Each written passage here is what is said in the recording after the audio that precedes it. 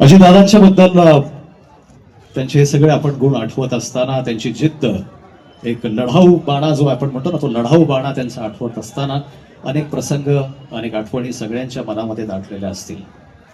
त्यांची हीच खासियत आहे की केवळ आदरणीय शरदचंद्रजी पवार यांच्याकडून आलेल्या वारशावरती न थांबता स्वतःच्या हिमतीनं, स्वतःच्या कष्टातून स्वतःचं स्थान जे आहे ते पुढे कवी. एक शब्दांकडे लक्ष द्या. डॉक्टर हरिवंशराय बच्चन यांनी इतकं सुंदर लिहिलेलं आहे. वृक्ष हो भले घने, हो बडे हो खडे, एक पत्र छाह भी मांग मत मांग मत मांग मत, अग्निपथ अग्निपथ अग्निपथ. तू न थकेगा कभी, तू न मुड़ेगा कभी, तू न रुकेगा कभी. तू न थकेगा कभी, तू न मुड़ेगा कभी, तू न रुकेगा कभी. कर शपथ कर शपथ कर शपथ, अग्निपथ अग्निपथ अग्निपथ. ये महान दृश्य है, तू चल रहा मनुष्य है. ये महान दृश्य है, तू चल रहा मनुष्य है.